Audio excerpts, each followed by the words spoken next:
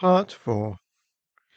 Promissory notes, which are paper money, and commercial banks. Within Wealth of Nations, Book 2, Chapter 2, of Money, Adam Smith wrote, "Some years ago, the different banking companies of Scotland were in the practice of inserting into their banknotes what they called an optional clause, by which they promised payment to the bearer, either as soon as the note should be presented, or, in the option of the directors, 6 months after such presentment, together with the legal interest for the said 6 months.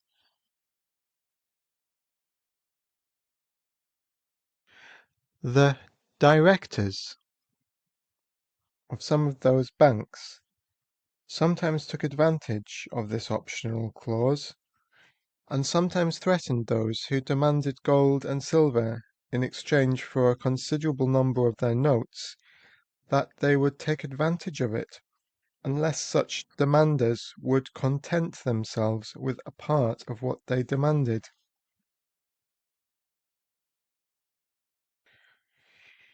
The promissory notes of those banking companies constituted, at that time, the far greater part of the currency of Scotland,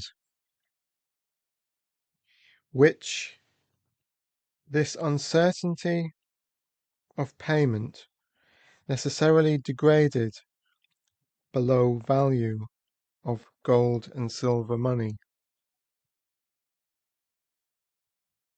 During the continuance of this abuse, which prevailed chiefly in 1762, 1763, and 1764, while the exchange between London and Carlisle was at par, that between London and Dumfries would sometimes be 4% against Dumfries, though this town is not 30 miles distant from Carlisle.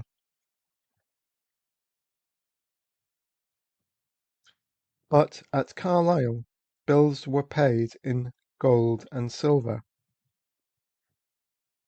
whereas at Dumfries they were paid in Scotch banknotes, and the uncertainty of getting these banknotes exchanged for gold and silver coin had thus degraded them 4% below the value of that coin.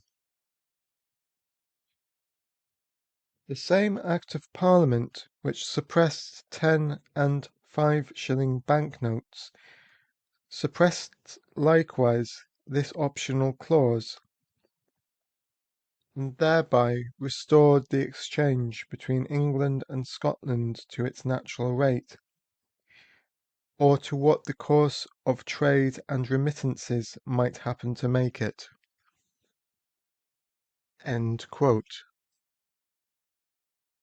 Within the same chapter, Smith also said, "It is not by augmenting the capital of the country, but by rendering a greater part of that capital active and productive than would otherwise be so, that the most judicious operations of banking can increase the industry of the country." End quote.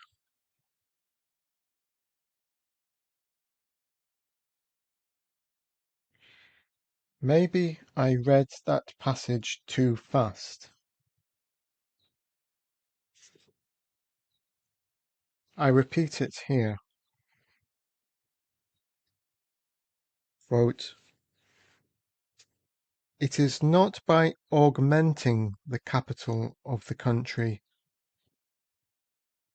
but by rendering a greater part of that capital active and productive than would otherwise be so, that the most judicious operations of banking can increase the industry of the country. End quote. Smith also said, when we compute the quantity of industry which the circulating capital of any society can employ, we must always have regard to those parts of it only which consist in provisions, materials, and finished work. The other, which consists in money, and which serves only to circulate those three, must always be deducted. End quote. The quantity of money must always be deducted from the circulating capital, Smith infers.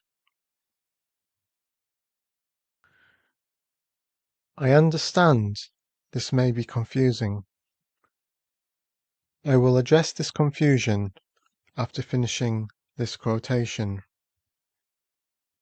I quote, "In order to put industry into motion, three things are requisite: materials to work upon, tools to work with, and the wages or recompense for the sake of which the work is done. Money is neither a material to work upon, nor a tool to work with. And though the wages of the workman are commonly paid to him in money, his real revenue, like that of all other men, consists not in the money, but in the money's worth, not in the metal pieces, but in what can be got for them." End quote. Now I will reread this passage at a faster tempo. In order to put industry into motion, three things are requisite: materials to work upon, tools to work with, and the wages or recompense for the sake of which the work is done. Money is neither a material to work upon, nor a tool to work with, and, though the wages of the workman are commonly paid to him in money, his real revenue, like that of all other men, consists not in the money, but in the money's worth, not in the metal pieces, but in what can be got for them.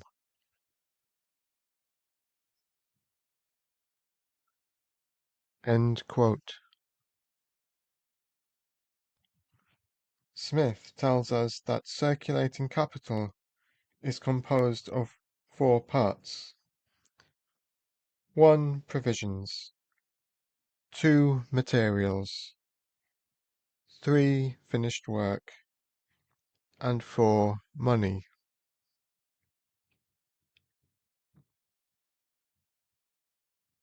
He tells us that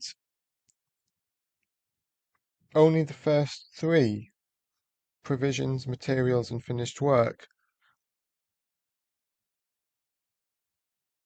are useful in computing how much quantity of industry, i.e., the intelligent performance of human labour, happens. because of the circulating capital of any society. He says we must disregard the part as money from the circulating capital if we are to look at how many people are currently employed.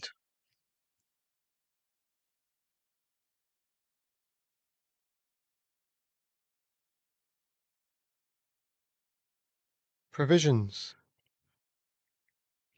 might compose of electricity, oil, gas, water, fodder for my horse. Materials may compose of flour for a baker, leather for a shoemaker, and finished work may be the shoemaker's shoes, the bread maker's bread.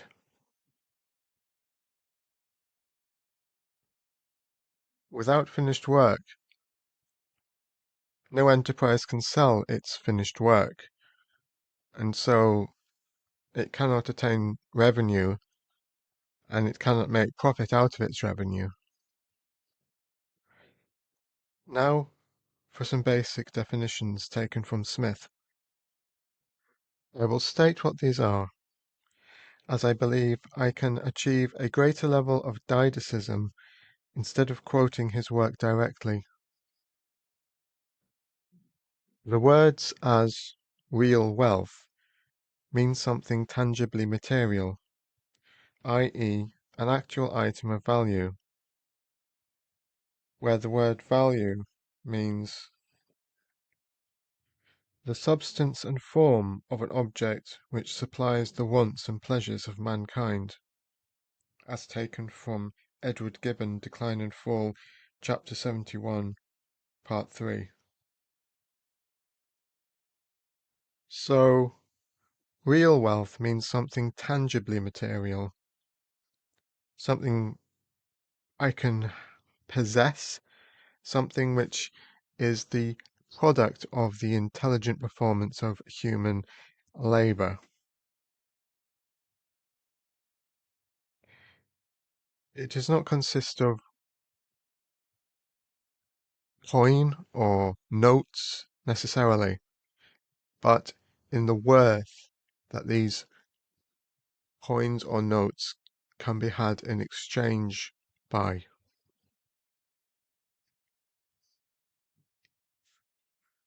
The words as neat revenue comprehend how much stuff gets to where it is needed to be consumed, be that a house which becomes bought, or food or clothes, but not a bridge, nor a road, nor a sewage system, because these are not usually created by private individuals to be owned by specific parties.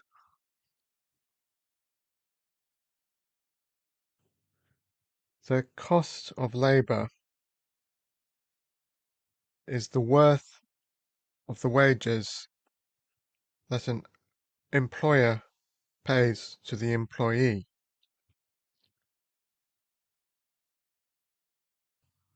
The worth of these wages is the amount of real wealth which the employee may purchase by his wages. His wages are his recompense for the labour he performs.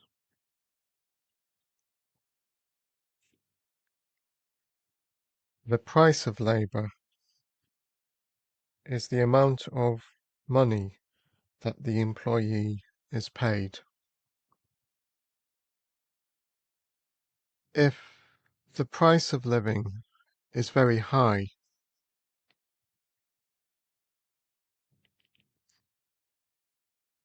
the worker may live a hand-to-mouth existence,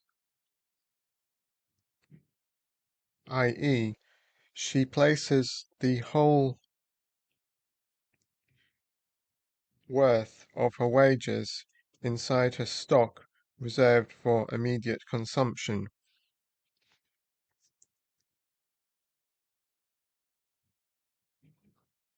I denote this by the phrase hand-to-mouth wages.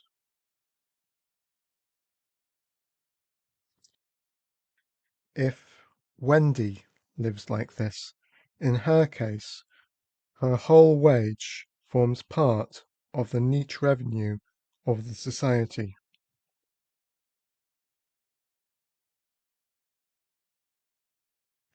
Excluding the possibility of nationalized production of coal, gas, electricity, telephony, etc. from our viewpoint, as these all produce a vendible commodity, coal, electricity, gas, steel, etc. All other forms of taxpayer spending, such as doctors, teachers, police, prison officers, judges, etc., don't produce something vendible. And I say these public services to avoid stymieing the wealth of a nation should be paid for exclusively by the expense of one and only one form of taxation called PET, personal expenditure tax. The reason why this is the case forms the subject matter of these three books further to this introduction.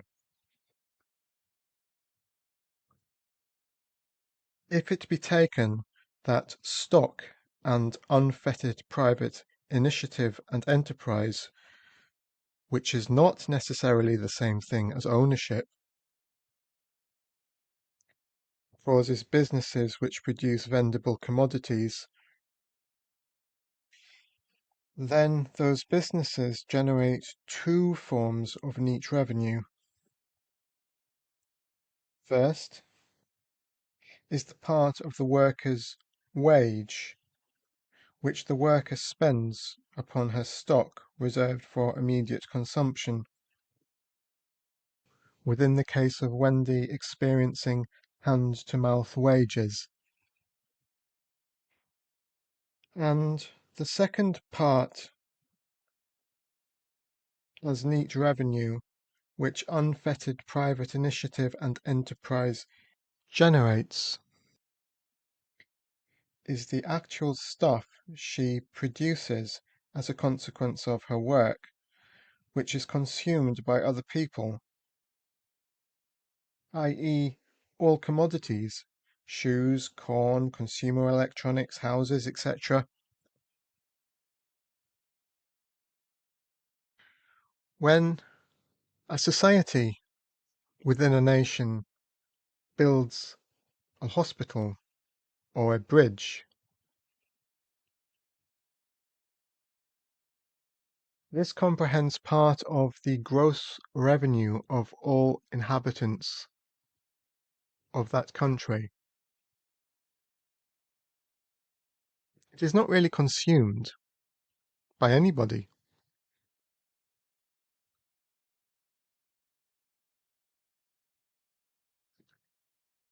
What is consumed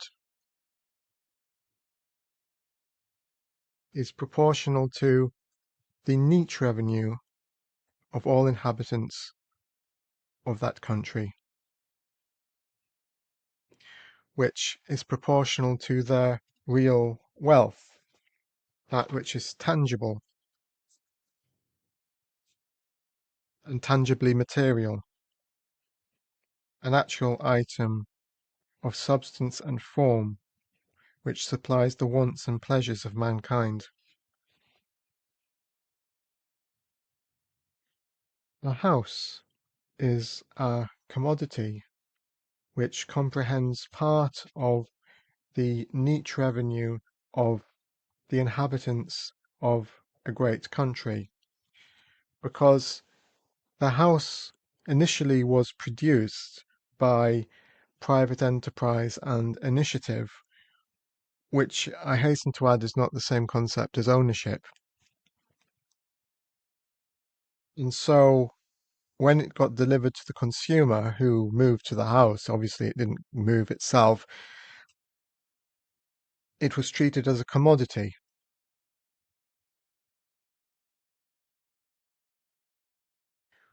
When I say that unfettered private initiative and enterprise, unfettered in a unchained sense, but within reasonably devised planning laws and laws to prevent criminal activities such as drugs and guns,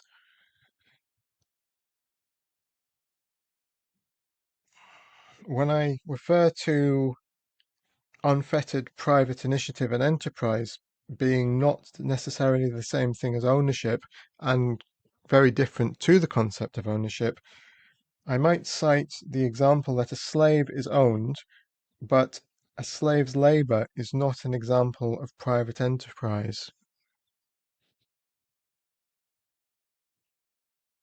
An argumentative person may tell me that the slave owner or slave trader was an example of private enterprise, but I would reply to that by saying that the choice of labor which the slave performs is not that of private initiative, but that of the slave being controlled by some type of a master or central planner. In any case, whether slavery be achieved via economic controls written into law pertaining to taxation and land ownership, or via the use of armaments and brute force, brutality, and human rights abuses, we can say that neither is the most perfect and obvious system of natural liberty.